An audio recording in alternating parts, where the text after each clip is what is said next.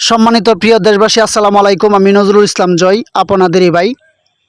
আজকে আপনাদেরকে জানিয়ে দেব কোন কোন এলাকায় বন্যায় সব কিছু তলিয়ে নিচ্ছে। আজকের এই ভিডিওতে সব বিস্তারিত রয়েছে। ভিডিওটা স্কিপ না করে সম্পূর্ণটা দেখতেই থাকুন। ভালো লাগলে অবশ্যই গঠনমূলক কমেন্ট করে যাবেন, পেজটি ফলো দিয়ে সঙ্গেই থাকবেন।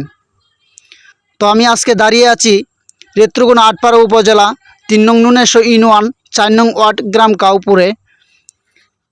তো আজকে দেখুন কি পরিমাণ পানি এসে ধান ফসল নষ্ট করে দিয়েছে। তো অনেক জমিন পানি তলিয়ে নিচ্ছে। প্রায় ৬-৭টি গ্রামের ধান ফসল নষ্ট করে দিয়েছে এই বছরের বন্যায়।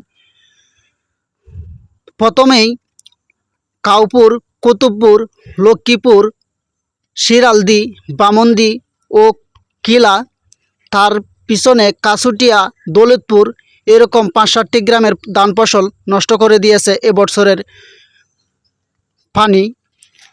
পানি এসে সব জমিনগুলা দেখুন কিভাবে নষ্ট করে দিয়েছে।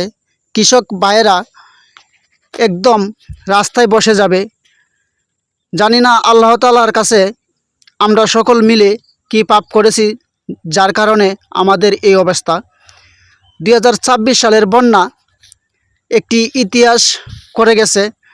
আমাদের সারা বাংলাদেশ জুড়েই আজকের এই বন্যা।